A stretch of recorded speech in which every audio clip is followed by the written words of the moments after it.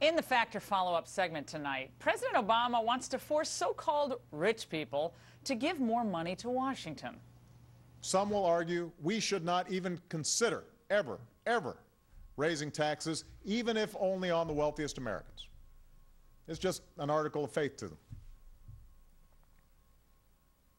I say that at a time when the tax burden on the wealthy is at its lowest level in half a century, the most fortunate among us can afford to pay a little more. I don't need another tax cut. But a new AP poll says that about 62% of Americans want to cut government services to fix the deficit, while only about 29% want us to pay more in taxes. Joining us now from New York is Erica Payne. She's the coordinator of the group Patriotic Millionaires for Fiscal Responsibility. I can't even do that acronym that quickly. And one of those millionaires, Jeffrey Garral. Jeffrey and Erica, great to see both of you. Jeffrey, just because I see your tie, you must be the millionaire in this equation, right? So, hey. We were trying to come up with something like Slumdog Millionaire, but the anti-Slumdog Millionaire. You're wealthy, you've done well in your life, and you want to pay more in taxes. Is that correct?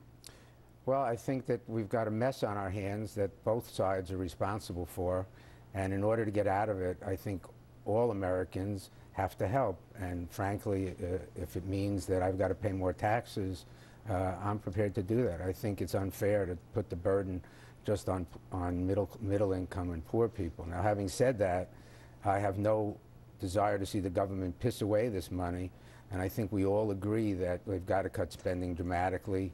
I think we've got to cut taxes on small business. They create the most jobs.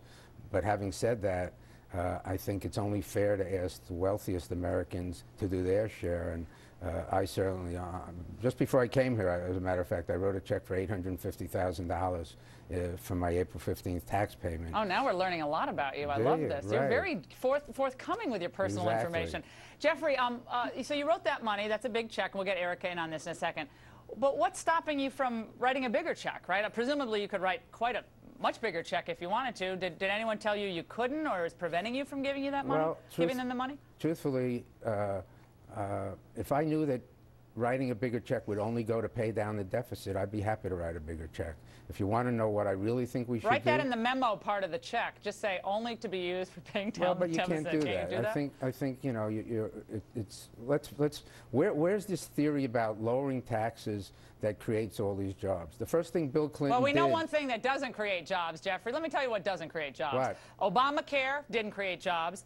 The stimulus didn't create jobs. We've lost and bled 8 million jobs since the beginning of this recession. Barack Obama pledged a lot of things, including millions and millions of new jobs, saved or created. It hasn't come to fruition. It's been a colossal waste of money. Laura, but Erica, let me get you in on this, and sure. Jeff, you can come back in on this, because I want Erica to have a point of view. Look, last again, month, if people want to pay more money, they can pay more money. I mean, I am so tired of hearing all these millionaires, well, we should pay more money in taxes. It's all falling on the backs of the middle class. The lower 50% of the tax class in this country pays 3% of the overall tax burden. The upper 2% pays about 97.6%. So Laura, the idea that the rich isn't paying its share is a joke. So Laura, I just want to correct you on one thing. The month that George Bush left office, we were losing 750,000 jobs a month. And last month in the private sector, we added 200,000 jobs. And so that's a good step in the right direction. We're definitely not all the way there. I think what Jeff and the 100 other millionaires who signed this letter, including the founder of some of our best known companies, a bunch of people from Google, the founder of Ask.com, the founder of Men's Warehouse, the founder of Ben & Jerry's, you know, really prominent business that's a real people representative bunch. who know well, you know, there aren't that many millionaires in the country. I mean, actually. You know, Sherry there are about Garcia, I mean, you can't get any more left-wing millionaires out of 307 million people, and they are paying the lowest taxes they've ever paid, really, in about the last 60 years. So Jeff and his patriotic millionaire friends have come forward and just said, you know what, we all need to dig in a little bit and help our country through this period of time, and they'd like to do that. Unfortunately, if they write a check themselves, that's not going to be enough. It's a big hole, Laura. It's a real big hole. Erica, it's something that everybody needs to contribute to. Yeah, let me get in on that point, because this is a wild fiction that has been perpetrated by the left, and I guess George Soros is one of the guys doing it. But even if the people who are above 100%, $100,000 or more they make a year,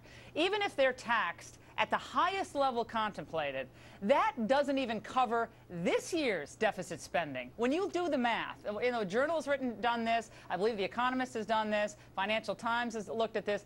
That doesn't even cover Obama's deficit spending for 1 year. So the idea that this is somehow going to deliver us out of our evil economic state that we're in, the only thing that's going to do that, and you're the businessman here, Mr. Agrawal, is it increasing the GDP. If we actually increase growth and productivity in the United States, which is what we're supposed to be doing, then we're going to have a lot more revenues coming in, and then you'll probably, I guess, maybe be a lot happier. Yeah, but Laura, you don't let anybody speak.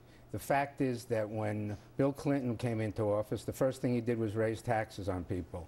When George Bush came into, and by the way, when Clinton left office, we had a budget surplus. I made a fortune. Everybody did great. When George Bush came into office, the first thing he did was take your advice, lowered taxes for everybody, invaded 2 countries, and now we have a mess on our hands. And Barack Obama's still in those 2 countries, and now is engaged in another military conflict. I'll see you those military conflicts and raise you Libya, which is a Laura, disaster. let me ask you a question. That's not how it works. Maybe in real estate you can do that, but not on this show. Well, let me tell you why those numbers that you just put out are false.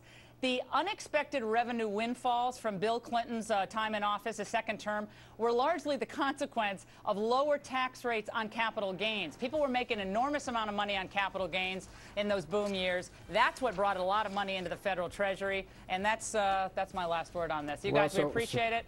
Erica and Jeffrey, thanks a lot. Thanks, and plenty Laura. more ahead as the Factor moves along this evening. Colonel Ralph Payne